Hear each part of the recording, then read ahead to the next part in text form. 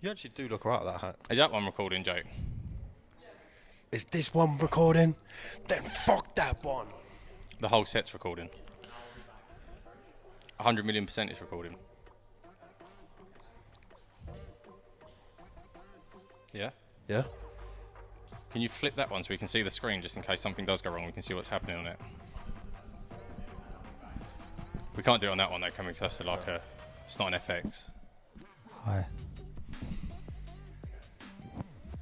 Hello.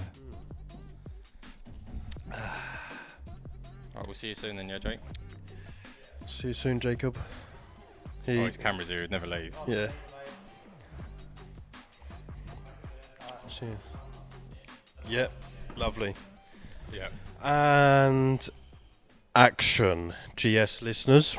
Welcome back to episode 7. 7. We got it wrong last time, didn't we? Did you? So you had to put that asterisk of 6 on the podcast. Yes. Episode 7. Welcome by none other than Joshua Who White. you heard in Joshua. episode 6. I've never been called posh, that's for sure. No, Oh, yeah, you in fact, said yeah, you did. You said Joshua. I thought you said poshua. Oh, actually, No. and you are a man of your word because you phoned up in episode 6 and you said we'll do it and And here you are in yeah. episode 7. live and direct. Sorry about that. That was I'd had a few bevies by that point. Oh. Yeah, I thought you had. I think you answered. I'll bleep it out again for the sake of this podcast, but I think you answered the full way. Hello, face was the way that you answered that. Yeah. Or Yes. you spoke to me the way that I Yeah. answered it. That's very true. But we are down at the wonderful Leatherhead. We have just filmed a video, which I might have just formatted the SD card of on one of the camera angles of your lesson Okay. on the camcorder, which was great Helpful. news. But Wesley's been down here to get a lesson with none other than Joshua White himself. We'll get into your coaching and all that sort of stuff a little bit later on in the podcast. But firstly, thanks to Leatherhead for having us. Nice little set we've got going on here. Yeah, it's nice, mate. Honestly, this place is just so chilled. It's coming on leaps and bounds. It's as well lovely, yeah. from Really, when we was really here. come on. Even like the golf course, looking out on the golf course and like the putting green and the practice facilities around there, it's looking 1,000 times better. 100%, mate. It's really, really getting there. Greenkeeper's done a great job, but just everyone here, really, just having that modern golf course where sort of everyone's welcome. Like, I bring my missus and my little boy up here and runs around in the clubhouse. Like, he owns the place, to be fair. But, Yeah. you know, really, sometimes you go to a golf club and it's a bit like... Frowned upon. Yeah. No Yeah, kids. But everyone sort of looks after him and all the other kids as well, and Yeah. it's good. Just do that right because you like whisper. So just when you're talking, just have it Yeah, right but into your face. when I listened to it last time, you were shouting loud. Yeah, but and I it was shout. like, Yeah. yeah. I shout. It was annoying. Well, that might not be his decibel level. He's a Marmite character. One thing we start off, Josh, and I think something I quite like doing. Ash always starts off and he asks me, Joshua, how are you? I don't think as blokes we ask each other how we are. Just how are you? Yeah. Are you good? That was one of these, is it? No, It's not. I think it's you've nice. been drinking a lot recently, but No, I just think it's nice. I think it's nice to start like that. Do you not? Yeah. Like, when was the last time someone went, how are you, mate? probably Josh a lot, to be What, you honest. trying to make me cry?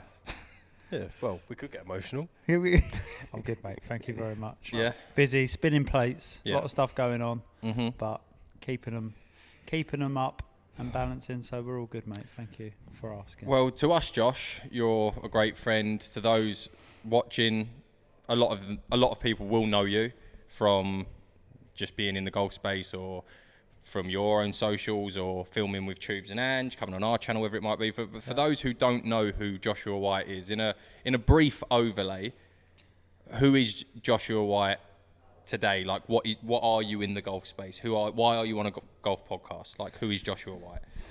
So you this could go one way or the other. To be obviously, I know who I am, but going back to sort of why you say why am I here now was I was always known as growing up as Josh the golfer. To be honest with you, at school, whatever it was, I was always that kid that was off school, going to play golf or whatever it was. So when I stopped playing golf competitively, like full time, like as in actually doing it for a living. Obviously went into coaching and went into this side of the world as well. I didn't want to leave golf completely behind, and it's just sort of spiraled really with everyone that I've sort of met along the way, and obviously with the coaching side of it, and it's just pushed me into different angles. And being who I am, I like to push myself, and ended up in a spot now where I've got a bit of a following, I would like to say, sort of on socials, where I've tried to help people with their game, and then also going on to like the channels like you said at the start, doing other stuff, fashion side of it as well in golf, but yeah, and then also just still playing go out and play events on pro-ams and exhibition stuff. Yeah. So bit of a mixture, but still ended up in the golf space. Not how I thought I was going to end up in the golf space. Because you played at a high level, which obviously we'll touch on. Yeah. Because I don't even know like the actual. So there's a lot of stuff I know about you from being your friend, but there's a lot of stuff that I know that you've done, but I don't know how you done it or like the ins and outs of it, which I'm like genuinely intrigued to sort of find out about. I found loads about you. Yeah, you've done some serious I research. just thought to myself, do you know what? First step, just Google Joshua but White coming back to the point, I didn't quite finish with like Josh the golfer, but really, honestly, deep down, as you boys would really know, I'm just a guy that just likes to have a laugh. Is the honest truth. Yeah. Like, I will work hard, and when it's business, it's business. But with you boys, as you know, just like to. Got a lovely missus at home. I'm getting married in September. Got a little boy that's 3.5. You know, that's all it is. Really. Just living life outside of the golf. 100%. So starting off, Josh, in early life, then, and we'll sort of like we'll not rush through this Josh bit. The golfer life. Josh the golfer life. Everyone I speak to, who is, because obviously I would like to say that the area that you're in or like you grew up in and stuff is like, it's almost like the hub of golf for England, I would say. Like just because of the golf courses that are here. For those at home listening or watching, don't know where that is. It's like the Surrey area, around that area. I would say, like obviously up north, you've got like places like Liverpool and stuff. But certainly for us, like in our neck of England, if you're a golfer, Surrey's the place to be. Yeah. With regards to like just golf courses and just golf people in this area. And not blowing smoke up your ass, but everyone I spoke to, who like whether that be like Bullard or like whoever, like people that live around this area, it was like yourself and I can't remember the other one were like the two boys when you were like coming up, like earning your craft, playing. So when did you start playing golf and how did you get to wanting to turn pro? Like what is that journey? How early do you want me to start from? Like when like, well no, you can start from like, let us know how early it was, because then when we spoke to Aaron, he said like when he spoke about when he was like 12 and then he started to play county and stuff. So earlier, so I've got two older brothers. One of them plays golf, still plays now, plays to a scratch handicap, good golfer. And my dad as well got the bug when sort of my eldest brother that is 36 was born basically. So my dad used to get us out of the house on a Sunday to go and play golf. But my mum had us all week and he took us out to play golf because he had the bug. So my dad was obviously started to get decent, got down to a 4 handicap, and my brother was older than me, so he was obviously better than me anyway. Being competitive as I am, as you know, I'm super competitive, right? So that was, for me, was just trying to hit it past them and beat them. That's how I really got into golf. And then when I realised I was sort of all right, like to actually start doing it. How old were you when you first started going to play with your dad? I would have been maybe 6, 7. Okay. So it's not like mad young compared to some, is it? I was really? playing at the range before that, but like actually going out onto an 18-hole golf course. Yeah, like I started on a 9-hole at Oaks Park. Okay. And then my dad used to play in a society at Oaks Park on a Sunday.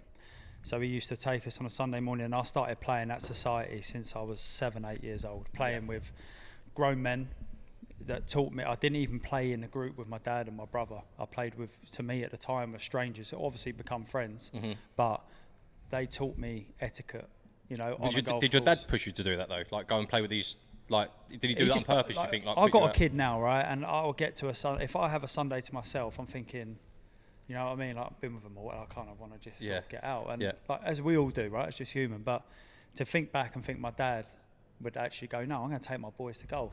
Like, respect that. Like, fair play to him. And he introduced us, and he just knew. I was quite lucky that he taught me to get on with people. And I think you're right. He knew that would be good for me. So started to play with these other guys that I learnt round. And before I knew it, I really pushed myself. And I actually won the club championship there. And I think when I was 10 or 11 years old at Oaks Park, where I started. Is that the 9-hole one? No, on the 18th, like full men's club championship. Good guy. Was you having lessons? You may have 1 or 2 at that point, but my dad taught me all, like, pretty much. So at the age of 11, what handicap are you? Oh mate, you're testing me here. Roughly. I reckon I was close to that, probably 10 or 11, something like that. So I might have been a little bit, maybe I was 12 when I won it, something like that, because I was single figure handicaps when I won it. Right. Okay. But Oaks Park's it's a public course. Like, it's not like there's not elite players playing there. It's not like I've gone and won a club championship at Wentworth. You know what I mean? They're still grown men. Yeah, Hit still the ball playing against men. far. Yeah, And 100%. Yeah. Some of them can still play golf. Yeah. Yeah. So then when it come to the time me to join my club where I grew up, where I'd done all my stuff, was at Chipstead Golf Club, and there was a guy there called Gary Torbett, who became my coach all the way up until basically I got onto the European Tour. And Gary was like a bit of a father figure to me. Like growing up, he was the guy that gave me the bollockings. I was a little shit growing up, like cocky little boy, you know. And I can't see it. No, I can't see it. I I was just about to say that. Wes can't see but it. I'll try and he picture taught it, me the yeah. rights and wrongs, you know, like growing up. And he put me again into the midweek medals or whatever it was, the comps with people, allowed me to play, the club allowed me to play. And then I just grew up through that. And then before I knew it, I was playing for the men's scratch team at Chipstead, doing well there, club champs and so on from there. We go back to club champs, got a good story with that one. And then I think I know that story. playing county level, like young age through boys, started doing county and whatever else. Then I won the county championship back to back. I think I was still maybe the youngest to win the Surrey Amateur at 17. Won the Surrey under 16, and then that Surrey Amateur as a junior, and then England stuff. Started playing England, so I played boys home internationals, bet against France, and then played men's against France, men's home ins. Yeah. Had training for GB, and I actually had a shoulder injury, which was a bit annoying for St Andrews Trophy, and then the following year was Ryder Cup, but then I turned Ryder Cup. I wish I was Ryder Cup. Walker Cup. And then turned pro after that. At what age was that then? 19 I you turned turned pro when I was 21, 20. Which is young. Yeah, still pro. But now it doesn't seem it, because you've got all these wonder boys coming through that are so good. But yeah, it was quite young. Yeah.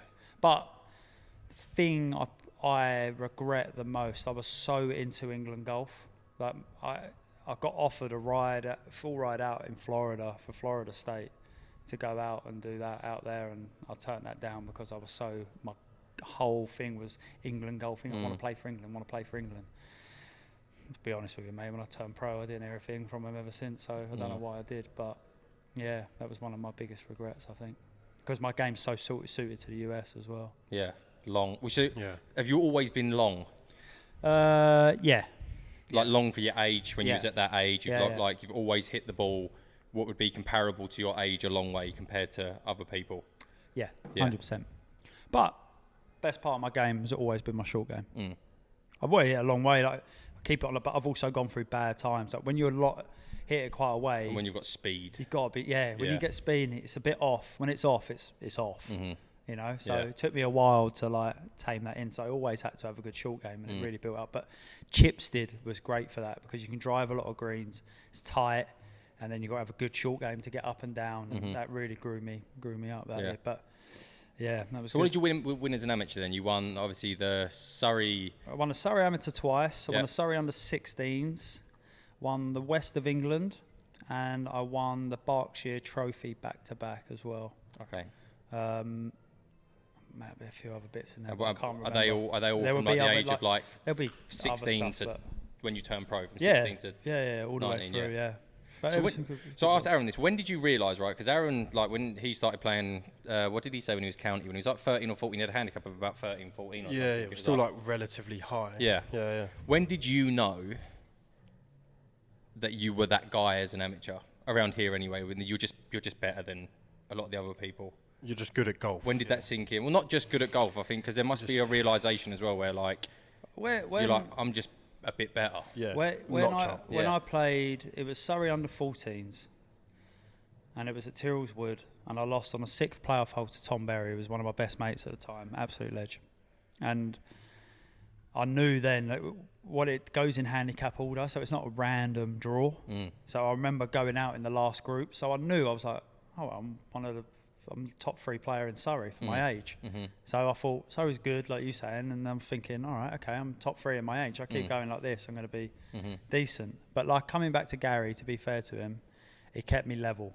You know what I mean? He was like, he always, and I remember it now to my head, he always used to say to me when the Masters was on, and like I said, I was like, fancied myself, cocky little boy, and he was like, you wouldn't break 80 some round Masters at Augusta. You wouldn't break 80. And I remember going straight out to the range trying to prove him wrong, hitting balls. But he knew what he was doing. Yeah, just driving like, the whole time. Yeah. And that really did sort of, even though I knew I was like good, but I knew I had to always push myself to that next level. So you turned pro. Turned pro, yeah. Who is your coach, your new coach when you turn pro? And why did you leave that coach and join a new coach? So I'm trying to think back. So the reason I left Gary when I turned pro was because I purely just outgrew him. I learned so much from Gary. A fantastic coach, always has been. He's never really gone out. He coached Nick Job, who's been on tour for years, senior player. But he's not a travel coach, you know. He's just he's a club pro. He's a good player himself. Played in the Open, qualified for the Open. But I felt like I got maximum out of him, and he gave me everything that he could. It was just time for me. I was on tour. I needed someone sort of every week that was sort of current to help me with that. I still went back to Gary and asked him for his advice for certain bits. So still did that. So when I first changed, I went to Hugh Marr, who was my county coach. Okay. Great coach. He was brilliant for performance and also technical as well. Taught me a few things. But then went to see Mike Walker, who works under Pete Cowan. But now he's got his own. He works with a lot of great players on tour. So I learned a lot from Mike Walker. Graham Walker as well was our England coach as well. He's very good. He was coaching Danny Willett as well, and the boys won the Masters, and he's also helped loads of boys going through. And then after that was then when I went to I was basically rooming with Zane. We was in Dubai, and me and Zane always see the swing quite similar. So I just said to him, did you know Zane before? Yeah, I was going to say, is that a random room pairing there? I was in Dubai. I was pretty much turned pro not long, and I started playing the MENA tour, which was a tour out of Middle East, North Africa, and it was started in Dubai. And I was playing with Max Williams, and he had to go home. He wasn't too well. Max Williams is the other one who they say you were the two top boys. Yeah. So and then he had to go home, wasn't feeling too well. So I was basically, it's very expensive to stay in hotels on your own. I didn't really know anyone there, and Zane was a local. He was at Woodcote, which is next to Chipsy. We kind of knew of each other. I knew of Zane because he was looked up to him because he was 10 years older than me, and he was there doing what I wanted to do. So,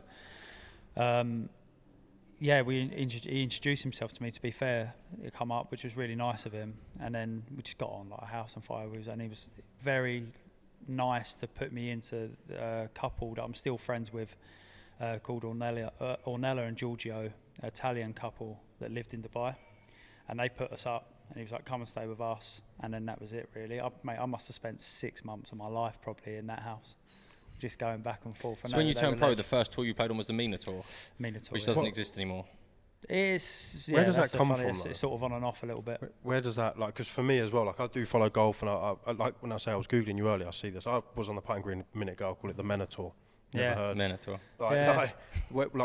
Why that choice? Where does it come? Do you see what I mean? Mate, when as you see, you've had Euro Pro that's gone. You know that they come and go these mini tours. When they're third level tours, they don't really earn money. They struggle to get sponsors. Who's seeing them? You know, it's tough for them to stay up. So at the time, it was like you're playing 8 to 10 events out in the Middle East in great weather or Morocco on good golf courses, and you got somewhere to play. And the hotels weren't too bad then, and they're good hotels, and you can stay quite local. Haven't got to fly. It was a no-brainer. So you just go where you have to go to play. Mate, that could have been anywhere. And what did they have a certain amount of challenge tour starts or something off the back of that tour? If you won the Order of Merit, you got to play in the Desert Classic. Which was good. And then you also got to go to Asian Q School final stage. Right, okay. Which you did obviously in 2014. You won, didn't you? I did, yeah. Won the Order of Merit out in on the MENA tour. On the MENA tour, yeah. So I had played really well. I won in Morocco early on in the year, and then I finished with 2 second place finishes. Yeah, which was nice. I searched Joshua White, and obviously it come up with loads of images, mainly you out in Dubai, I'm assuming. Did you have hair at that point, 2004? Here we go. I was waiting for No, he still had the cap on. Yeah. He still had the cap on, so I can only assume hair follicles were at a minimal Mate, level. they were. That was. But they were going there. yeah, no. So I was just looking through, and obviously I didn't see that. And there was a few earners. I was scrolling through, and it came up with what you were doing. There was quite a few that was like 1,000 here, a few thousand there. Yeah. There was like might have been that 2014 season, but there was quite a few Oh, little mate, pockets. And 23 that was as well, wasn't it? Like I did all right, mate. Yeah, Don't yeah, get yeah. me wrong. Yeah. Yeah, like I did quite well. I was very, very. Yeah, I was lucky in a way that when going back to when before I turned pro and I joined the Wisley Golf Club. So I had basically had a car turned right on a no right turn, went through a red light, please for went straight into me at the top of Pearly Way and Five Guys, right? Ripped my car off, got some compensation from it, and I got $7,000 bang on the dot. Mm-hmm. Use that money. I've got whiplash. career losses. Honestly, I'm going to have to do my job. But Josh, you don't work. Yeah, but I've been off. But now I can't practice. Anyway, right. That was enough money to pay to rent a membership at the Wisley, and that was the best investment I've ever done. Yeah. Right, just for 1 year. Mm-hmm. Right, so I had an unbelievable office to practice. Yes. But going back to all the people that are sort of, like I said, my dad putting me with certain people to play golf with, and whatever else, that gave me, I'd say, like a set of skills really to go and network with certain people of a high worth, and also lovely people as well, to help me then build my client base and also get some funding, sponsorship, and then that got me into certain areas to go and play these tours. Yeah. So very lucky to go out there and do that in the first place, but also you got to remember that it's also a run for a business for them. It doesn't all come from nothing. So you're seeing a lot of checks there that I've obviously done quite well in, but you got to remember a lot of that is going back a percentage and traveling and living. So it looks pretty good, but by the time it comes off, it's not really that just much. livable amounts, isn't it? Just outgoings of like playing professional golf is insane. We've said it so many times. The costings that come along with that. Like I reckon to go and play the European Tour right now for a year is probably about 120 grand. Yeah, I've heard 150. They reckon do a full season. There you go. Yeah. And then obviously when you're on the PJ Tour, then a lot of the stuff is like just null and void at that point. But like at least they changed that on the PJ Tour now. That you almost get paid for. You can still get paid for like missing cuts where they guarantee you a certain amount of money, which is pretty decent. But yeah, it's brutal. Otherwise, with regards to the Wiz, I've got written down here. I'm not going to say it out loud because I don't know if you will or won't talk about it. But the people that funded you, would you talk about who them people were? Yeah, so I had a few. There was a few people that I won't mention, but there's a lot of people that helped me out along the way. Obviously, JT being one of them.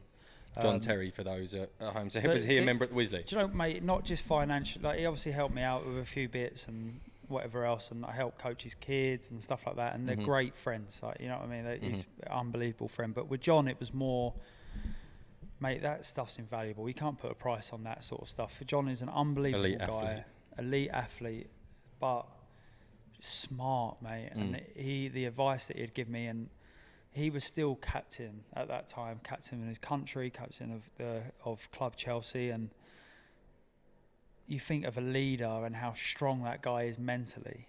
Like that crossover in sports.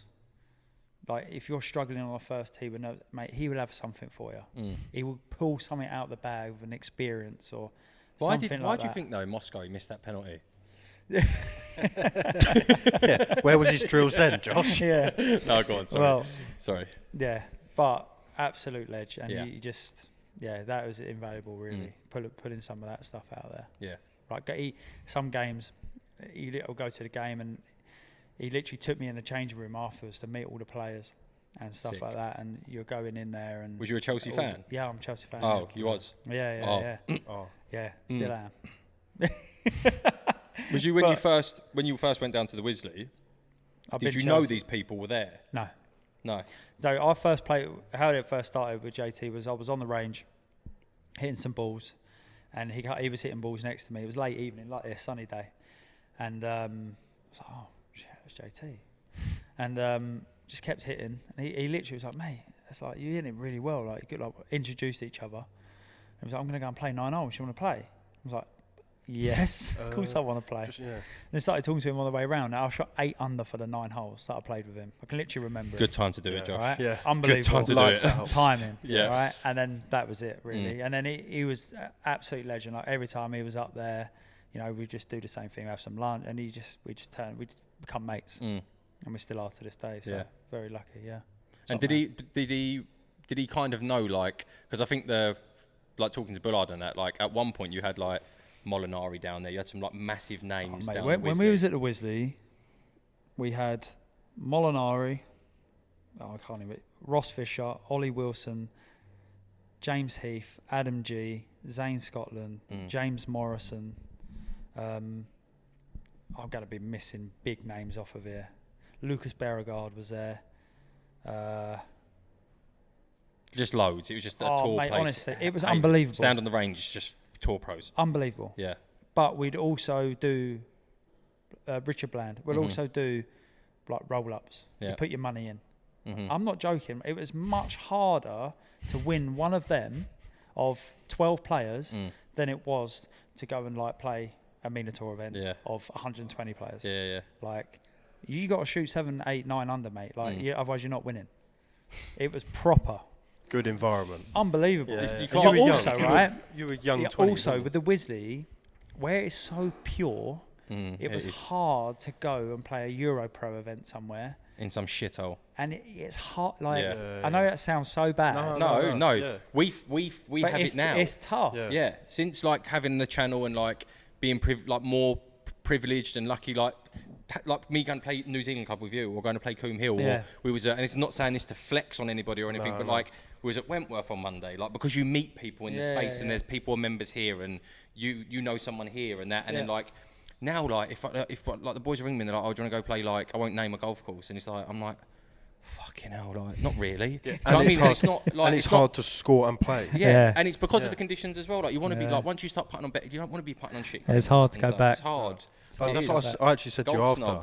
Is like golf snob, big I don't even find like my putting is a weak point, but like sometimes I think we're just putting on shit greens. Sometimes before you knock yourself, I know we do it, buy a new club, but sometimes playing these clubs, it is just hard to play golf. Yeah, it is. So like the ball like rolling across the green. And that's partly why I said I don't know if you.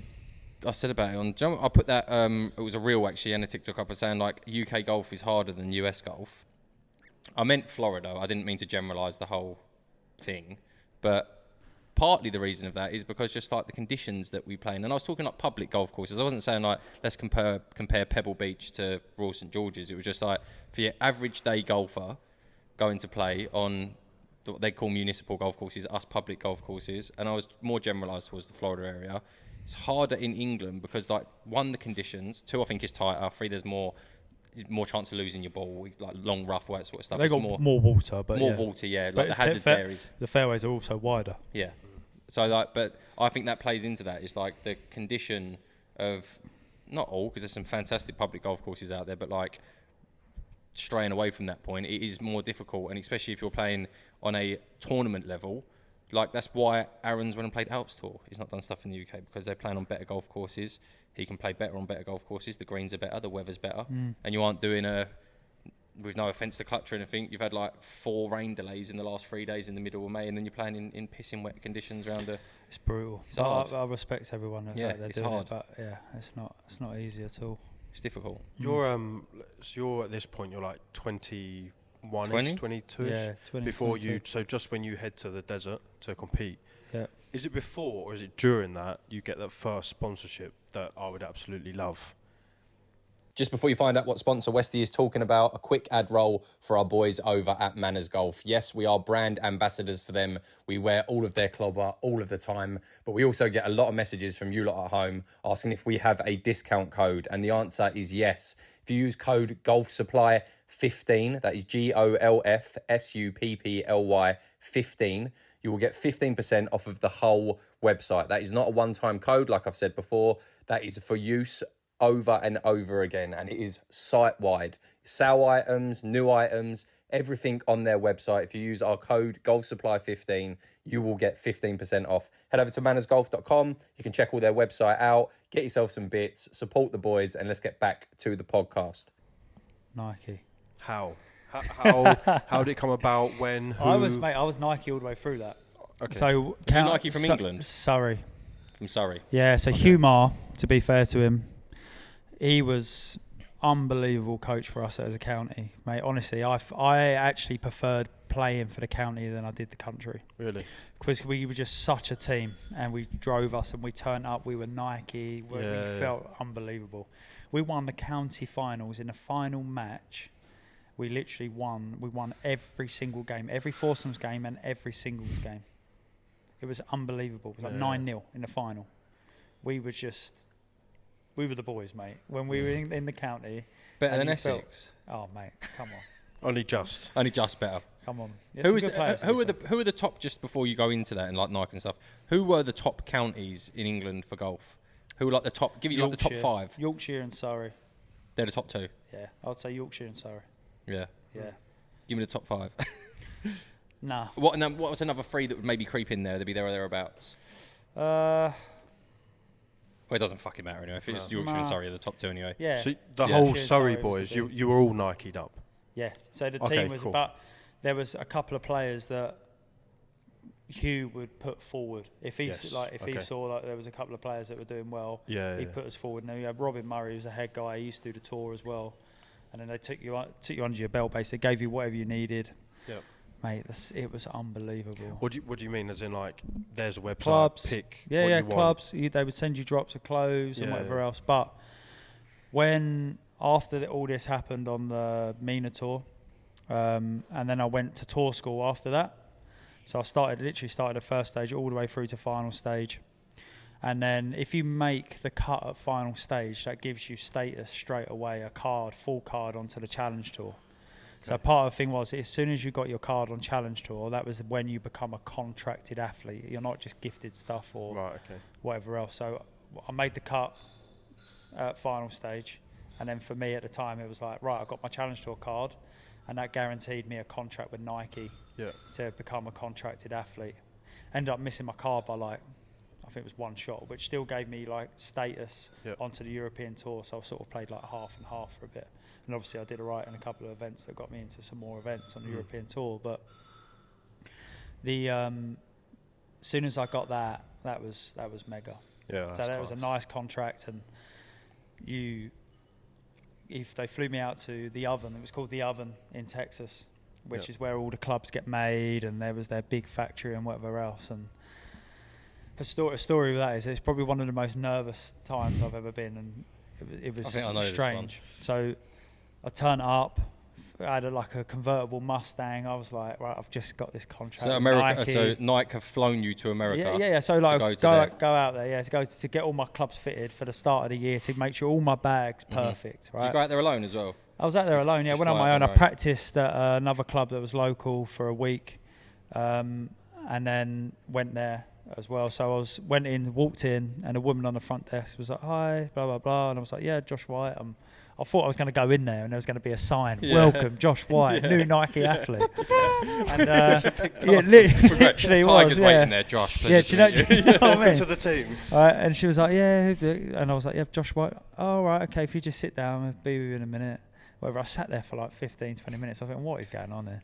All right, and the guy just popped out with his coffee and was like, "Yeah, I'll be with you in a minute, mate. If you just want to meet us up here." And walking through, and you got Rory here and Tiger there and all these trophies. I'm like, this place is unbelievable. You had to put your phone in something. You couldn't take your phone with you, or sign something you couldn't say, because it was making all the clubs and the testing and stuff. Go out to the range, no one there, just some balls, got my clubs. And then I was like, they said, just wait, don't hit any balls sort of like just yet, because certain balls we can't use them because we only got a certain amount. So I'm just standing there. One guy comes out, another guy comes out. Before I know it, I've literally got like 50 people behind me. And I'm thinking, what is going on here? I'm literally not even hit a shot yet. And the guy comes out, introduced the fitter. I can't even remember his name, to be fair. Absolutely nice guy. He's like, "Oh yeah, blah, blah, blah. I'm going to do your fitting today." Okay, good. He's like, "Right, tell me about your game." So I've got all these people there. I'm thinking, what is going on? What the fuck is this? Right? And I'm like I said earlier to you boys, I was like, I'm good, like short game, all that sort of stuff's fine. Like, my putting was all right at the time. My iron play's good. I was like, with my driver, I just miss it left. Like, I've just got this left missing me. And he goes, all right, okay, hit a couple of wedges to get warmed up. Literally hit 2 wedges. And he went, all right, go on then, get your driver out. And he went, oh, by the way, I should introduce you to. So behind us here, we've got the people that make the driver, people that make the irons, people that make the wedges, people that make the ball. Got the new TrackMan just come out. They're doing a thing. Tiger's got a fitting going in at Jupiter, and they're like testing it out. Want to see how we do everything. And these balls, we've only got this amount. We're the only ones we've made, and you can't lose them. And up there on the range at 270 on the left side, there's a pond, and then there's people playing on the right. I'm going, what the? And they're the conditions. Yeah. Literally. Over to you. Right, mate, and I literally hit some drives, and I hit a couple left, right? I did hit a couple left, but I hit some all right ones as well, and tweaked the driver, and then I was Remember like, what driver I was it on was? it. It was. It was time. the blue one. Sasquatch. No, it wasn't a The Sasquatch. square one. No, it was a blue. It was the blue one, the VR. Vapor, yeah. It was Yeah. a Vapor with the blue with the black face. And the lime. And then I got it sorted, and then went through some irons, and it was all good. It was fine. But the guy, when we finished, he went, oh, we did the putting as well. Like Mike Taylor's unbelievable wedges. It's artisan golf now. Took all the stuff. Okay. He was him that done all the wedges, and I've still got them now. They're pure. But anyway, so finished the fitting, and the guy went to me, all right then, Josh, put his arm around me. He went, let's go and have some lunch. He said, I want to drive that Mustang as well. So he got in the Mustang, took us to lunch, just me and him, and we sat down. He went, Josh, you're a good lady, but how did you feel back there? And I was like, mate, what was that all about? Like, I felt proper nervous, like bad. And he went, good. He went, because now you know when you're under pressure, that driver ain't going to go left. And I was just legend. like, wow. Legend. Fair play. I was Yeah. like, that's pretty special, that. And then when I got back there, it was like, welcome Josh White, new Nike Yeah. athlete. Legend. It was all done, and they showed me round and showed me everything, and they were good as gold. Yeah, But it was like a play, and that's Nike to a T, mate. Yeah. They do everything to the limit Yeah. and to the best. You call it Nike now because you're like in tune with the American side of the company. Yeah. Well, Yeah. they were the things you had to say. Like You're a Nike athlete. Nike athlete. That's exactly you had to say certain things on socials. Do you call it Nike? Yeah, Nike. Nike. Yeah. Yeah. But Yeah, that's I class. call it That's Nike. like, I've always said that. Just because if I could pick one clotheswear, just Yeah. because you can have it in golf, out golf, Yeah. daily. Leisure just wear, so gym wear. Mate, their contracts were so good. Sometimes cool. I'll go and play like a Minotaur event, Yeah. but the contracts with them, the bonuses were done through world ranking points. Yeah. So if you got a world ranking point, it was worth a certain amount of money. Yeah. So sometimes if I won an actual Minotaur event, it was worth more than I would get more in bonuses from okay. Nike than I would from the actual Yeah. winning Sick. the event. So good. Surely at that time as well, they weren't sponsoring loads of people. No, but it was the good thing with Nike at the time was it was everything. Mm. Yes. It was everything. And Yeah. when I went in the gym, you had a website called Nike Elite. Mm-hmm. So you would go in, you put your details in, and you got an allowance to spend a year. And mate, you do well to go through it. Mm. All the gym stuff, like Jordans, Nike IDs, like everything, good. mate. I didn't. Even if I was going out to a club, mate, I was in Nike. Yeah. You know, like I was. It was everything. Yeah. And the drops of the seasons, Yeah, the lot. sick. Loved it. Yeah. I've literally still got some weightlifting shoes in my car right now from Nike and one of the drops that Do you know what I love seeing on I don't know if do you use TikTok? Do you have the app? I have got it, and I have started to do a Do you couple see of bits, but I've not. Do you see Finau's missus always puts his major outfits up No. that Nike send out? No. So Tony Finau's wife, Yeah. she has her own TikTok. I can't remember what her name is, but she'll whenever there's a major coming up, Nike will send out like the 4 scripted outfits. Yeah. But then she'll like as the order as his like package comes in, she'll show like what his 6 hat options are, his clothing, what shoes he's gonna wear, what this and that, and she like gets them all out the bag and stuff. And it's like I just think it's cool watching that type of Yeah, shit. it's Like cool, it's all yeah. it's cool as so fuck. Cool. I They're like very, it. very good. But I've got to say now, they've fallen back. I honestly don't think that they're going to... Jordan's taken over. He's a basketball player, but he's taken over, right? Even Tiger, he took over Tiger in the golfing space. Tiger didn't like it. That's why he started wearing FootJoys. Because I think that's what it is. 100%. He wasn't happy. Wasn't happy with that Jordan was making golf shoes in golf. I've Said never Tiger ever should be looked doing at it that. from that angle ever. And I suppose Nike have Haven't even actually considered it. Yeah. golf-wise. So like golf clothing's fine. They've got still big boys, Scotty, Brooks, Rory. But like I suppose footwear-wise, they don't actually do a classic anymore, do they? No, nowhere near. But it's like what he likes to wear, right? Yeah. But if I said this to you, you look at Jordan. If Yeah. I don't even seen a documentary of him with like the Last Dance. Last time, yeah. He loved his clothing. He loved his fashion, doesn't he? He absolutely loves it. Yeah. Mate, you look at Tiger. He looks cool when he turns up in his vest with his hat back to front. Yeah. Geezer can't dress, mate. No. Yeah. He can't. He does look good on the golf course with certain just bits. simplistic look, Yeah. though, isn't he? Yeah, 100%. Yeah. But he put that's some fits why. together back in the day. But I think it's just that they were back in the day, but they're like, now fits. But he probably weren't a fit at the time that he was wearing it. But now it is a fit. Do you know what I mean? Yeah. It just happened that. But I don't know. I just feel like they've sort of missed the boat a little bit. Yeah, there isn't smart Nike. We well, all wear. unless they don't care. They just want out. Well, they all wear trainer Nike shoes now, don't they? Yeah. Like Brooks and all that wear like Nike Reacts and that. They don't wear like comfy. But that's why Tiger, that Jordan's sort of taken over Tiger in the fashion role with Nike because he basically he had it down. He makes He's a more lot of trendy. dough from Was Nike. loads of people buying? I know, like there was some signature. Like he's had like quite a few signature shoes and stuff. But do you think loads of people were buying TW gear? Or was that big in America? I think it was big in the States. Was it? Yeah. A lot of people stuff still wear was his nice. shoes, don't they? They still wear them Yeah. white It TW. was I nice. Some don't of their ever stuff remember a was time nice. TW being big in England. Yeah. People buying It was loads of elite Nike stuff, TW though, wasn't stuff. It was the elite stuff. Yeah. But yeah, I remember when I don't know if it was true, but I remember someone saying to me, might as well say it anyway, that Nike earned more money in socks alone than TaylorMade did in golf. That doesn't surprise me. No, that's probably true. Yeah. That probably is true. Yeah. Yeah. Everybody's wearing a white Nike sock, Yeah. really, aren't they? Why, You can't get why them. they tried to be number one. Yeah. Didn't. I remember I was literally, the guy called me. I was playing a Challenge Tour event the night before, and he went, "Josh, we're not making clubs anymore." And that was it. And it was like, wow. Well, I've been Nike for like years and years. And I was like, all right, okay. But it was kind of nice. So it's still. Was there any murmurs of it before you got that call? No, mate. Honestly, no one knew. Yeah. No one. Because I remember I weren't like. They had a lock-in at Nike headquarters before Well, like done a vote or something. before everyone went out, because otherwise people could bet and do like the market changed that much. It would change it, but they locked everyone in, got them all before the deal went through, saying they were stopping it before the news went out. Because I can remember the decision being made. Yeah, but I weren't like we were playing golf, but I weren't like serious about it. I didn't really care like for golf that much. Yeah, it's more football. But yeah, that was Nike. Yeah, unbelievable, so good. In 2014, when you had that good year in the, is it MENA? Am I saying it? MENA Tour, yeah. Yeah. What do you call it? MENA? Well, I said it The MENA MENA earlier. Tour. Yeah, so you set a course record as well, didn't you? 9 under. Does that still stand? Do you know? Alain. And actually, And the person who you beat. Who held the course Who record was it? before you? I don't know. Go on, I love this. No, boy. let him guess. No, you do know. You must know. You do know. So you shot I honestly 62. don't know. You shot shot 62, 62, 9 under, 62, course yeah. record. At the time was your PB, it says. Okay. Maybe official PB. Yeah. And the person before you held the course record of that and the MENA course tour record. Well, it's better. Zane used to play it all the time. I'm guessing it's him. Zane. Took the course record and the MENA tour PB. You not spoke about that with Zane? Nah. No. I can't talk about it. I'll tell you why. When I shot 9 under in that first round, okay, I think I finished maybe 15 for the tournament, but so did Zane. And then Zane beat me on the first playoff hole. So it's irrelevant. Oh, yeah. Fair one. Yeah. It's irrelevant. Love that. You shot 9 under on the first day and finished 15th?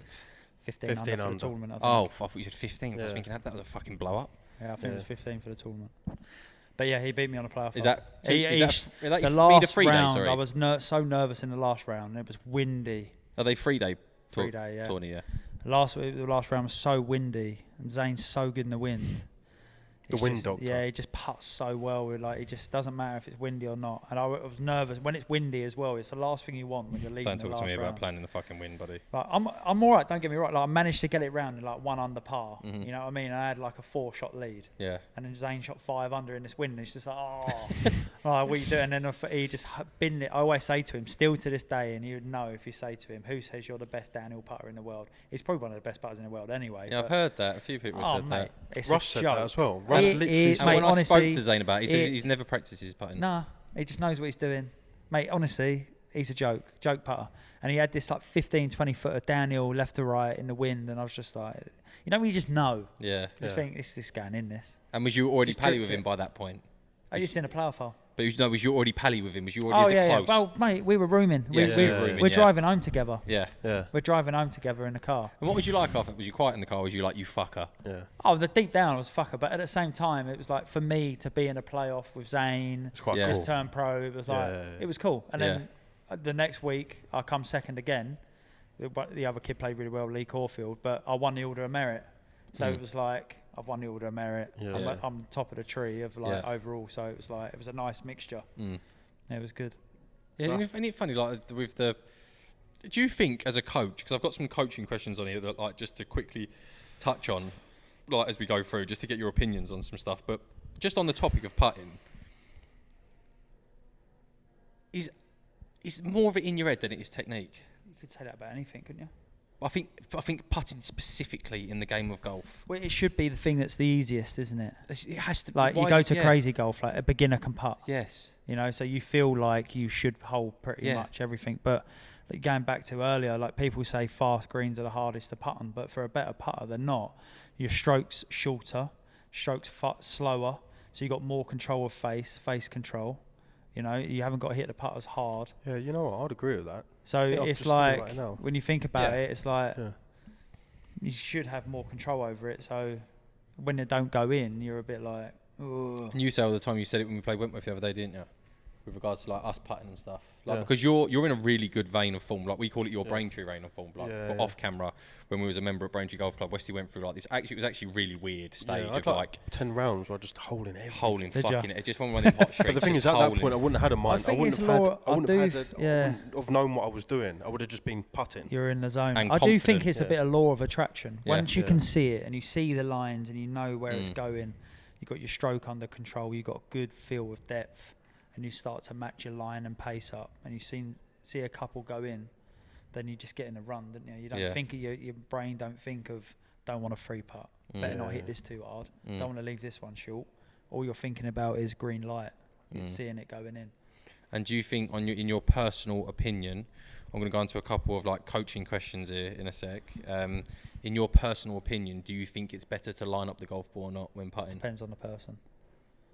Some people, so you can go for a fit in. Some people don't have a line on their putter and they aim better without a line. Some people line it up better with a But how is dot. that even possible to aim better without a line? Because your perception of your eyes. Tiger hooks his putts. But does Tiger that mean aims right and hooks them on line. So if he has a line on his putter and he'll realise, don't know if he does or he don't actually, to be honest with you, but if he's aiming right, he'll go, oh shit, I'm aiming right. You know what I mean? Some people just line straight edge up better this way. If you're looking down, they line the straight edge up to the target instead of the back being like that, aiming up like a fin. Does that make sense? Yeah. Because I like the idea of... different bits. Some people, different necks, aim it different. Yeah. You know, there's all sorts of like that. There's so many you can go for. One of the best things I've done is a putter fitting. And they tell you all that stuff. Yeah. Yeah, it's clever. Perception of eyes. I do think like 80% of it's mental though, rather than technique.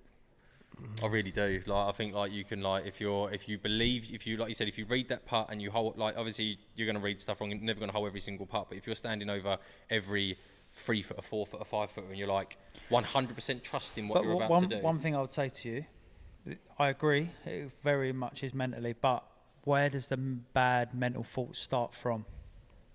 Missing putts. Yeah, missing A putts are technical bad. fault. Yeah. Because you can't get it good.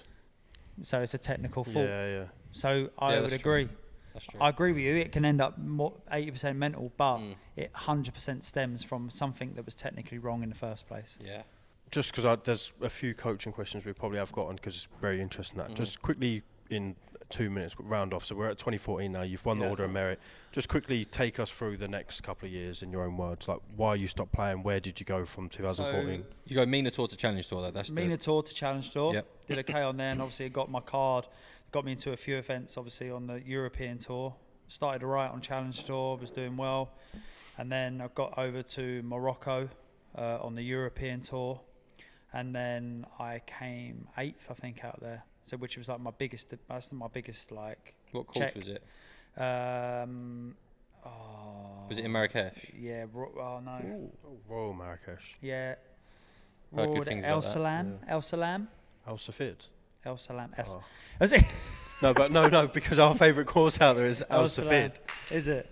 Yeah. Yeah. But Mohammedia, I think it might have been. Okay. I don't know. Anyway. You finished 8th. Yeah, What's the check on I that? got the lead. I think it was maybe 32k, something like that. Was you buzzing your tits off? Well, mate, I had Mauritius the next week, and I took Kate, my missus, out there, and we both got food poisoning. But I paid for a flight to pay for a massive thing in Mauritius, mate. I've done so much of that dough. Well, instantly. Just fuming. But no, it was all right. It was pretty good. Don't get me wrong.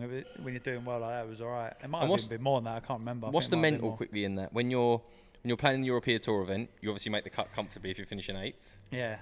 I know. It's funny, right? So when you watch TV and you watch the golf on TV and you see the guys afterwards and they're leading and they have an interview, that for me was like, I wanted to see myself do that. That was the most sort of nervous and the most sort of like emotional that I was when after I was leading, sort of come in, had a good round after the third round. I was the penultimate group going out playing with. You was leading after 3. I was leading sort of halfway through the third round. Right. Okay. And then I think I finished 1 behind. I was like 1 behind going into the last round. And I was playing with Christian Behazen, I played with him in the Scottish Pro-Am. Did you really? Great guy. Yeah, nice guy. Lovely bloke. Yeah. Very methodical. Story, yeah. And then I had an interview afterwards, and that was the bit where I just sort of thought in my head, I was like, I've made it. Yeah. I'm on Sky Sports and I'm doing an interview. And I did the funniest interview ever because I started the last few hours hitting my ball offline. We'll find a video somewhere. I'll send it to you because you can put it on. Yeah, I'll put it on. And they were like, so what are you going to do? And I was like, well, I was a bit like Mowgli today, you know. I was in the jungle, hitting my driver in the jungle, so I'm going to go to the range and try and straighten that up, and I'll be all good tomorrow. And then afterwards, I was like, what? And I'm just so happy to be here. You know, I've bet all my years playing. I'm just so happy to be here. And thanks for that, Josh. No, I'm not done. Yeah. And the thing honestly, Stephen. Leave it. Honestly, I'll send you today. Honestly, it's brilliant. Please get me that because I'll put it in. I will. I'll literally go, yeah, I was a bit like Mowgli. He's just like, The lady behind the camera as well, like someone behind the camera's like, They're going like cut the feed off, and Josh is like, yeah, basically. Yeah. So you know what I mean? You know what it's like, didn't you, when you're going down your local? But yeah, no, and it was so good. I had Sevy's old caddy on the bag as well. That's not with us anymore, actually. But so I was literally walking down the first hole of the tournament. My caddy wasn't well, and he was on the putting green. His player wasn't well, so it was like, we did a deal. Can you caddy for me this week? Pedro, his name is Pinay Pedro. Walking down the first hole, I used to have a course planner. I used to box where I wanted to go in a green pen and box where I didn't want to go in a red pen. Walking down the first, and he sees me do the green bit, and he's like, all right, yeah, it's good. Gets red bit, there's like trees on the left, don't go in there, it's dead. He goes, what do you use a red pen? I say, I swear I don't like want to go. He goes, all right, okay, so let's have a look at that. Takes it off me, throws it straight away over there in the trees. I love stuff. And I'm like, what the? I'm like, mate, I've just negotiated to pay you, like you're working for me this week, sort of thing. Like, not like I look at it in that way. Yeah. But he's and he goes, I was like, what are you doing? He goes, Josh. He's like, you worry about where you want to go, right? Yeah. And we're working out. And he goes, I'll worry about where you don't want to go. Best caddy I've ever had. Yeah. Absolute legend. All week, like you go, if something was slightly off, you go, Joshy, slowly, catchy the monkey. And then you get back to your room that night and you're like, give me every fucking red pen in this room. Like that. Saying, what the hell are your red pens, Josh? Fuck the red pens. I'm not into them anymore. Oh, well, you still use no them, red pens. No red pens. But mate, he was brilliant. And it was Sevy's birthday on the Saturday, I think it was. And that was part of the interview, actually, that was in there. And I had a plug lie. You know, at the end of the week on the European Tour, and it's like best shots of the week. And it was one of them, a plug lie in a bunker. And he looked at me before I hit the shot, and he went, Josh, Sevy's watching, make him proud. Like that. And it was the best shot of the week. I literally nearly hold it out, this plug lie, 30-yard bunk shot. It was unreal. Couldn't afford to not. Yeah. No, literally. If you left it in the bunker. Yeah. And I looked at Alpha and I just you. went, yeah, that one's for Sevy, mate. Because he was like a bit emotional on the day because he'd been with him so many years. And yeah, that was pretty special moments. Yeah. So and on that Sunday, you're one shot behind. Yeah, one shot behind. I played pretty. So I went out and mate, it's a tough course, tight, long, small greens, proper like tough course, and it was raining on the last day. I went out in like 1 over, which wasn't too bad. Robert Rock was on a bit of a heater. He was doing well. And then I think I was like 2 or 1 behind going into the back 9. And there's an island green on 11 or 10, par 3. And I made a birdie. So I was like, I'm back in here. I was on it.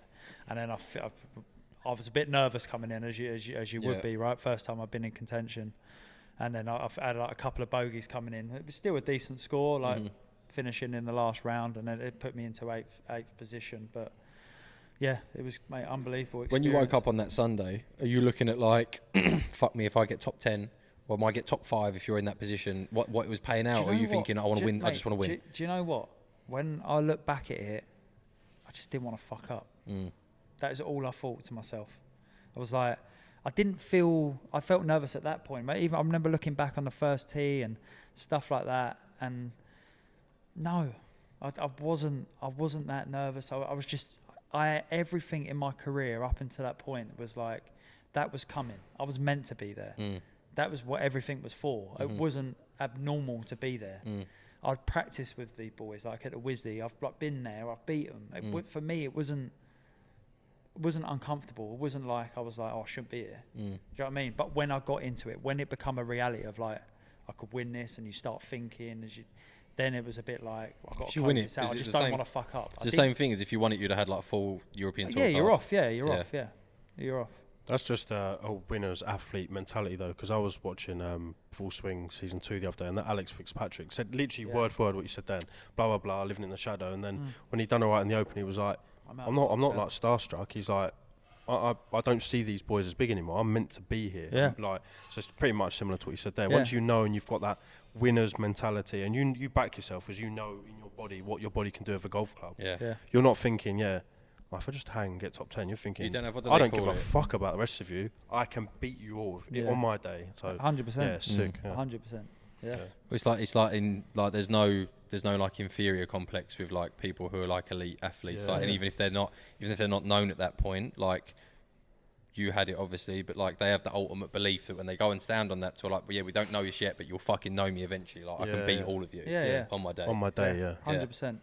100%. And I kind of had like, I had the respect from the players as well. Like, you know, they knew that I could play.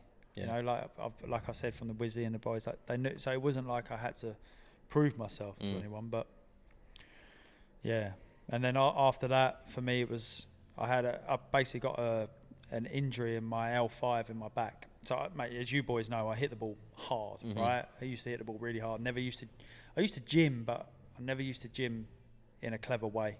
I didn't quite understand the body, how the body moved and stuff like that. And I used to have a bit of an arch in my back, or it's called an anterior tilt now. So it goes that way, so your pelvis goes that way. And then I was trying to really rotate on that spot with a lot of torque whilst your spine's in this position, which wasn't good. So woke up one morning at a tournament, I literally couldn't feel my legs. I was like, I don't even know what's going on there. It's really, really weird.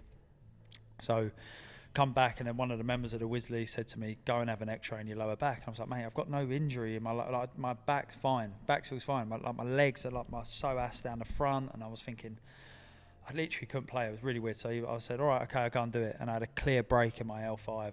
And when that is connected to your S1 nerves that go straight down your legs, which was like, made complete sense. So I had to take a year out of rehab, learn a lot about the body, which really made an impact in my coaching later on. Because I learned how the body moved and certain bits. So I had a year out, and then when I went back, I had to then work again for sponsors to get back out there. And it was hard because my category wasn't good enough to stay on the European, so I was a bit back down on Challenge Tour and messing about on a few bits.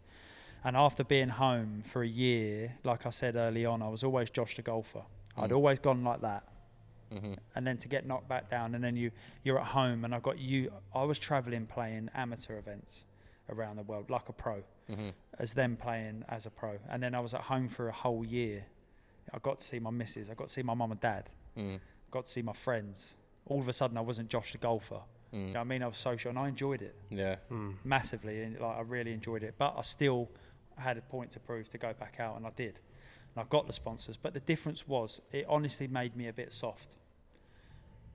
You get used to staying in hotels. You get used to staying in hotels and flights. I've seen a lot of things around the world, and more now. I've seen a lot of things around the world that people haven't seen. Golf courses and certain hotels, right? But I haven't seen a lot of things that people have seen. Eiffel Tower, that sort of stuff. Yeah? That makes sense. So I was like, it kind of made me, you got to be you're just on it. Your brain has to be on it 100%. Yeah. You don't care about the hotel because you're thinking about the golf course. You're thinking about what you want to do. Mm-hmm. And I started to think of, after having that year off, I had thoughts of like, do I want to do that? I don't know if I want to go and practice. Should I go and do that? And I don't know what I just got. I lost a little bit of fire from it. Mm-hmm. And the other thing what made me soft was you got to be ruthless with, even though you got sponsors, you're still playing for you, right? But there was a lot of people that become friends over that year that I was at home. And I started trying to play well for other people. And I really struggled to play well for me because I felt like I didn't care as much anymore. And I remember I was playing a Euro Pro event at Woburn. There's a par 5 round to the left. I bombed it over the trees, 300 and something yards. I had 4 iron onto the green to 6 feet, and I rolled in the putt for eagle, and I didn't give a shit. Didn't have any feeling for it. Wasn't buzzing, nothing at all. And then that was my mum and dad was watching, and even my dad knew at the time. He was like, what's up? What's the matter? And I was like, I'm not enjoying it. Don't do it anymore. And that's when I stopped playing. Boys, less of an ad roll and a quick reminder. Shockingly, over 70% of the people that watch our YouTube channel are not subscribed. Now, subscriptions help the channel massively. It means that we can continue to make hopefully great content that you enjoy at home, whether that be the podcast or our course vlogs. If you just head over to our Golf Supply YouTube page, you'll see the subscription button underneath our name and to the right of our logo. When you click that button, it will come up with a little bell icon to the left. If you click that bell icon and press all, you will be notified every single time we release a new golf video. We hope you're enjoying this podcast, but as a friendly reminder, please subscribe if you have not already. It really helps the channel. Thanks a lot. How old was you then? That was, I think I was maybe 26, 20, 26 I think I was. So you probably had like a playing career of like, with the injury included, of about 5 to 6 years as a pro. Yeah, which is mad, really. Yeah. But I've still played events since then. Yeah. A lot of events where I go And back won out. some events as well. Yeah, of course, yeah. Won some bit. I say of course, like, of course. But yeah, and I've done all right. Yeah. So Do you regret any of that decision or not? Like I said, I only regret not going to that college in the US. Or do you wish then, not regret, but like, do you wish that, because you can't decide, the fire, there's the fire, that like, everybody has the fire, whether it's about working in Sainsbury's and wake up next day, I don't know what I'm saying. It's true though, like once you lose the fire in your body, but do you wish that you hadn't obviously lost There's still that? times now, like, listen mate, it's took me into an unbelievable place where I am now. I'm very lucky and I've got a lovely lifestyle of what I do, but I still watch and I still think with my little boy, if I could come off an 18th green and he'd be there and be on TV and I'll win an event. And the other thing is, I know I can do it.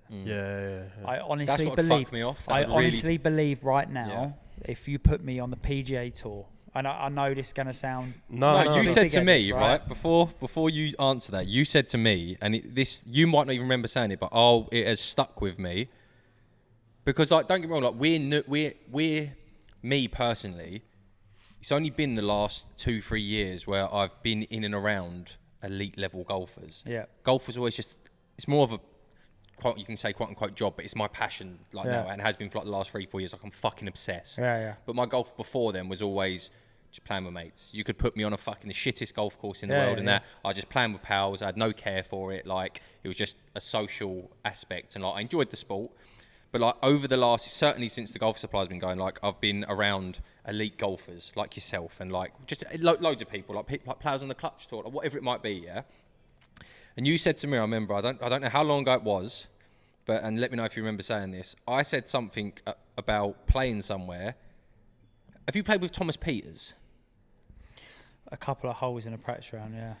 We were talking, and I said something about playing against Thomas Peters, and this is like where Thomas Peters had just won a few things. This is like probably 2-3 years ago. Like, he'd won a few bits, yeah. And you was like, I'd play him for anything, like, and I'd back myself to beat him. And I was like, but that's because you're not now, because you're not playing on like the European Tour, or if he's got some PGA Tour status, whatever it is. But like, you know what you can do in your game. Yeah.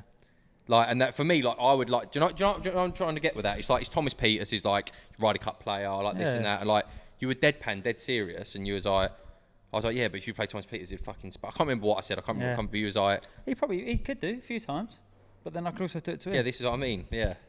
Like, I'm not saying that I'm going to beat him every time. Professional sport is just finding how to be consistent, though, isn't it? Because all of you fuckers, not all of them, but like a lot of you that have the niche, like we always say with Ron, I love Ron to bits, and he's so good at golf. So if you picked him up and put him in the right place and give him his He and does tuned right him at to the his right 100%, tuned him to his 100% form, Yeah. he'd go and win money. Yeah, And yeah. like yourself, if you picked you up, put you on the PGA Tour in your heyday, and said your body is now going to play at 100% for this whole year, you'd make money. Mate, it's just trying to find what I was going to say. Honestly, if you put me on the PGA Tour right now, put me in the middle of the And PGA tuned Tour your right now, body at 100%, you back I yourself. honestly believe that I could be competitive.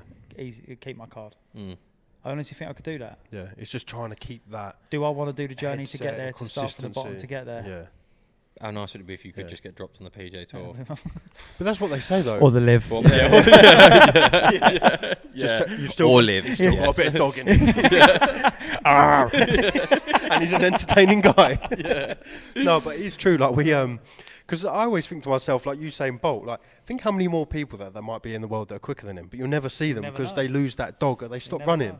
But how do we know that all these people that stop playing golf, yourself included, could have been household names, but because you just never could keep it at that level, and that's it, or you couldn't keep that dog in. Mate, but that's what I mean. I'm Scary, not there. really, It's isn't easy. It's easy for me to say that, isn't it? It's easy for me to say, I'll be on a PGA Tour. Yeah. I'm not. Yeah. I'm here. But With you. Yeah, which is where else would you rather Do you know what be? I mean, though? So you Live. So it's easy for me to say I'm good enough, but is it because I weren't good enough, or is it because I just lost it? Would I have lost the bug if I was winning all the No, time? I Probably just not. think a lot of it is Who knows? you probably are and could be better than some of the players in some high level tours, but they just managed to keep that mindset. That's all it is, and then they went on to different and better things. Like there's probably blokes out there that if you played in 10 matches, you'd win 6 or 7 of them. And as well, it's like golf's one of them sports, and like how you make it to the top is like It's long. it's long, but like it's like you do need a bit of luck in there. Like you need to play because there's no rhyme or reason to it. Like we don't know. Like no, I don't. Well, you can know the answers. No one knows why I could go and play Leatherhead today. Before this podcast, we didn't, and I could go shoot 4 under. Then I could wake up, come over here the next morning, do exactly the same thing, and shoot fucking 4 over. But are you prepping in a consistent way? No, but I mean, if we'd done the same Do you know what I thing, mean? Yeah, but if you practiced today, everything, if you had the right practice structure, you went to worked on your body, you went and saw someone, you have a proper practice structure in place, you train properly, and you did it consistently, and you knew what you were working on in your game. You did it every single time, the same thing. Would your golf be more consistent? Yeah, yes, it would be more consistent. But what I'm saying is, but we ain't got time to do that in a minute. No. We'll have a couple of beers before we go out and play. I get what he's trying to get. What I'm saying you know what I mean? Like, Rory will win a major and then miss a cut. And what I'm saying is like you. So say like different levels there. There's different levels, but what like golf is a bit different in the fact of like with football, if you've got the talent, if you work hard, you've got players to back you up. You can have a bad day. You can hide. You can hide. Yeah. Yeah, but what I was trying to get at with golf is like, say that European Tour event, that like if you just that last day that you go out, if you just played a little bit better, and win, but like you can and win, then everything changes. Like you can play events or get sponsor invites. But then that's ifs and buts. You can't live off ifs and buts, can you? No, everyone can't. can do that. That's true. Which you're saying there about routine and tips and stuff and whatever.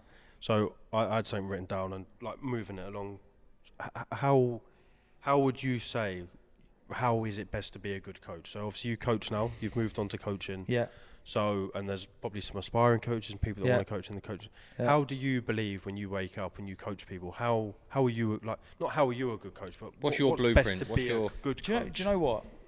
You could like we did earlier, right? We did that little session. I can if I want to, I can talk quite technical and get into it. But really, deep down, like I said from the start, I'm very good with people. I'm quite good at judging people and knowing what they're like and what they're good at and what they're not so good at. Is that one still? So, for me, it's working what's in front of you first. Yeah, work out what they're capable of, what they can do, and then you add the sprinkles on top of that, like technical touches. But the other thing is not being strict to just one like. This is how we swing the golf. This is how we coach. Yeah. This is it. I like having a model in my head of what I like, but try and get people as close to that model as possible in a certain way, but some people are not going to. But you still match them up, with certain bits. But for me, like I said, when we went through the coaches earlier, I've had some of the best coaches at Phil Kenyon, who's now Scheffler, Rory, so we're top boys caddies, all of these boys, they're caddies and coaches and putting coaches. I've spent time and weeks with these people. I've learnt so much stuff of all the best coaches in the world. I've learnt something, and every single thing I've learnt from these people, Zane, Billy Irvine, the people we got here at the coaches at the academy, and I put that all into my experiences that I've learnt, my theories of playing, and put that all under one roof. You know what I mean? That is how then I would use skills from all them different areas to then put into that person who I have in front of me that I feel is best suited to them. I actually saw an element of that earlier because we're obviously similar but very different at the same time, me and Ash. And then there was one thing you done which he didn't actually realise, but we clocked on that. So we had our lesson, you're going through things with me, and then we were mucking around. Ash was having a go at a slightly weaker grip and whatnot. Kept shanking it. And then you went, to be fair, square in the face comes up to technical ability there, doesn't it? And what happened to that shot after? Ash, because that's how Ash is wired up. Once you said that little thing there, Ash's body now will not allow him to shank that, no matter how hard he's trying. Yeah. As soon as you say that to someone like Ash, and so I saw that earlier. It's quite cool. You say that. And, knowing the people in there in front, but you still need to have, I've also gone and done courses and stuff like that to keep further in it, because the game's modern. You could look at some old school videos of some coaches that are brilliant now, but they'll say a complete opposite thing what they said 10 years ago in a video. But they've evolved. Doesn't mean they're a bad coach.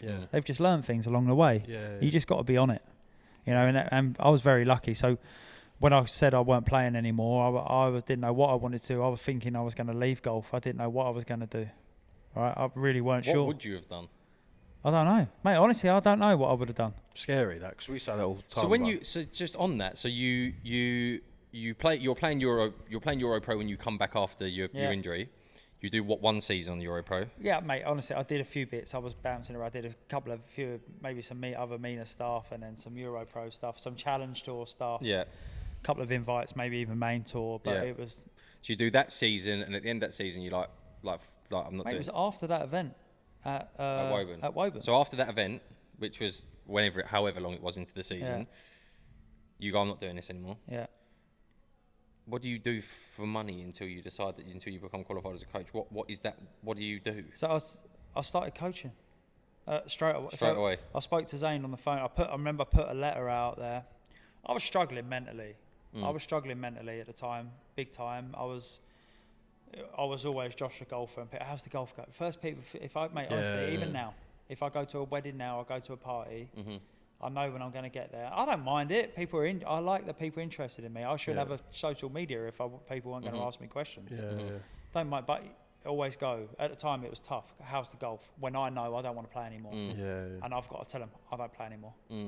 That at the time I really struggled with, because it was always like, I'm great, I'm going to do this, I'm going to blah, blah, blah. And at times, like, I'm not doing that anymore. So I was struggling a little bit then with that. But then Zane called me. He was like, so I put a thing out on social saying I'm not playing anymore. If you go through my socials, it'd be down there, way down. So I'm not doing it anymore. So what are you going to do? He was like, look, mate, don't completely leave it, because you've been in golf all your life. You've met so many people. There's so many avenues to golf that are just not playing. You can do other stuff. So with Zane, when he started coaching me, it was me, and I'm pretty sure I think I was first. I was Zane's first student when he first started playing. He had Todd after and a few others, but pretty sure I was the first. Me, a rooming and whatever else. So we always saw it in the same way. And he was like, why don't you come to the academy and we'll build it up. And we're partners in it now, right? Through the academy and whatever else. But he was like, why don't you come and coach at the academy? And then that's how I started. So I started learning some bits from him that he'd already learned, going through with coaches as well, putting out bits together. And then Billy Irvine here as well, that's unbelievable. He's like Rayman when it comes to golf with technical stuff. He's unbelievable, so good. And through lockdown and stuff like that, every single day we had a call, just talking through it stuff like that. It was, mate, honestly, it was, lockdown for me was unbelievable. Really? Loved it. Absolutely loved it. All day just to like learn and do something, just be on your own time, and it was like a reset button. It was unbelievable. Yeah, it felt like you'd pulled your back again and you had another year off. Yeah. That's why, lazy fucker. I come out of lockdown, mate, like so much of a better coach. It was unbelievable. Like, so good. But and then I went into coaching from there, and then I didn't look back after that really. So on the coaching, I think probably the majority of the audience watch us are just, I'd say, weekend golfers with the boys, 4-ball money. So I would say what are your 3 universal tips for like weekend golfers? We're not talking people that are like maybe scratch and like playing. We're talking just. I would just rebuttal that question straight away. No, because I was actually going to say to Josh, and it ties into that, is it's great having all this information and that now, yeah? Like, and obviously, like, when the information is coming from the people, the likes of yourself and Zane and this and that, but, like, fuck me, is the internet full of shit now on golf as I was going to say, don't fucking watch YouTube. Yeah, but and just, no, we don't coach on our channel. No, do you know what I mean? was going to say, did you see Tiger said that recently in one of his videos? Yeah. But I wouldn't say that. What I would say is, first thing is, there's great stuff out there, but it's like, I just don't like what Westy asked there is like 3 tips for golfers. Like, you can maybe give them, like, from a coaching standpoint, maybe give them some mental tips or something like that, or like preparation tips, but trying to give someone swing tips or not swing tips. I'll tell you what I'd say, right? Get a golf lesson, number one. See, that's a great. With a decent, like, someone that's like, get a lesson, right? Then they can decide. Yeah. I send people YouTube videos that are not me. If I ain't got time to do a video and I know I've seen a decent video that is good for them, personally, I could send them it. But you've already seen that person. I've seen it, and I've seen it. So that is, to me, as a professional coach, to send that to them. Yeah. Whereas with them trying to go, you can slice the ball from so many different ways. Fix your slice. Yes. What slice? Do you know what I mean? Yeah. So it's very different. So I can do that particular to that person. That would be number one, to do that, I would say. Number 2, have a bit more. Golf's not a game of perfect, is what I would say. Bob Rotella, unbelievable mental coach, whatever else. He's got a book and an audio book called Golf's Not a Game of Perfect. So that's good for your expectation management. That's the word. Expectation management. Don't have as much expectation of what these guys do. Like, golf's hard. Tiger in 2000, best year that's ever played by a golfer, said he hit 1 perfect golf shot when you hold a 4-iron. Right? That is it. 1 perfect golf shot. Golf is not a game of perfect. There's that. And then the last one, I would say, have a hole in your pocket so you can drop a ball out. Or always use a pencil with a rubber. It helps as well. Always be the one doing the score. Yeah. And then what about something like if structure your practice. Yeah. Don't come away from a range getting worse. Yeah. Structure your practice. Which is what you said to him. Exactly earlier. what I did in the video. I think tips like that, like I say, I don't expect you to say like, what you need to do is come on the inside, and it's just like bow your left wrist if you're just like 3 blokes who are never gonna be asked about drawing lines. Just what would you do? Get a lesson. Maybe get fit. Maybe. Yeah, but even then, it depends what you're using. But that's down the line. That's down to the coach again to tell you that sort of stuff. Book a lesson. That's what I would say. Book lessons main one. Just like go and see. Like I get, believe it or fucking not, I don't like my golf swing. I don't think I've got a very good golf swing, but we will get messages on Instagram of people asking me to give them tips on their golf swing. You have got a good golf swing, haven't you? It produces decent shots. Which it repeats, right? But I don't think sometimes it's a little bit off and it's a little bit. I don't think I've got a terrible golf swing, but like, mate, when you think about, have you seen the stats of people in the world that will actually ever break 80? Yeah, it's like 2% of people or something. Right? But you can break 70. Yeah.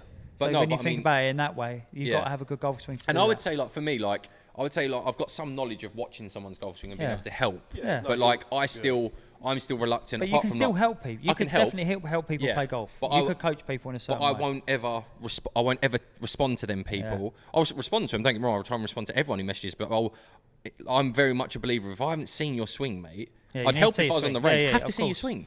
Of course. Like, people say with my grip, like, I grip it like that as well. Like, what have you? And I'm like, mate, unless it's angles of swing. Yeah. Unless they send it in a certain angle. 100%. It's perfect. But even when people send me videos like that and you see the swing, you still need to know what's in the head. I always say, what was the strike, what was the flight, what are you trying to achieve? Yeah. Unless they say that and whatever else, then I'm not going to give a professional advice. So we've covered Josh the golfer, which again that's like my like yeah, I didn't raw. Yeah, and I didn't know a lot of that stuff, so that's been like interesting to me.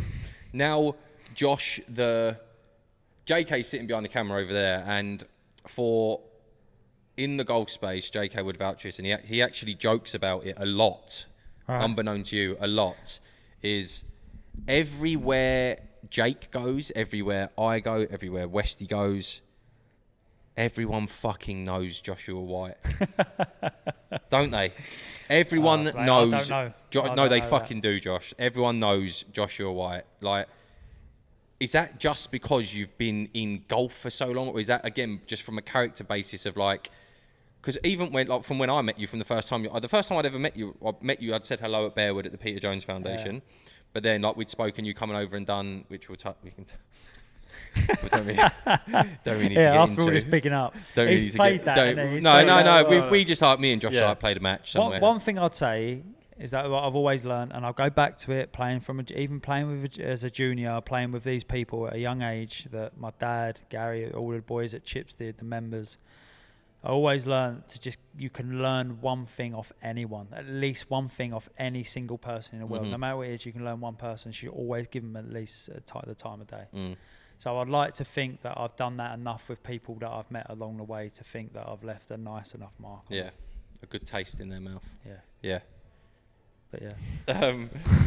And then, so another thing as well, I actually got, so on here I put out on Instagram questions for Josh Wright. Haven't checked it in the God knows the last how long, so these are going to be, I'll read if someone answers. Also, on that point, work very hard on social media and stuff like that. So, as we all do. Yes. So, it's nice to know that's working. And there's from talking from experience, like all of us sitting on this couch, there's little to no luck in social media. You create your own luck in that, and it's a lot of work. People who aren't in social media, it's a lot of fucking work that goes into it. Creating content or posts and stuff like that, there's a lot of fucking work that goes into that. So hats off to you on that basis as well, because it's great to be one thing to be a fantastic coach, but you can be a fantastic coach and no one knows you're a fantastic coach. Yeah. So you need to be doing the right stuff for people to know, and that's what you and Zane have done so well with ZS Academy, and what Leatherhead has done so well as well. Because I'd say the combined work that the guys at the club here and you have done here, it's not only put yourself on the map prior to coming to Leatherhead, it's also put this club on the map as well, and that's all from good social media work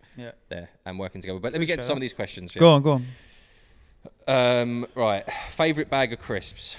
That was asked from Dean Letford.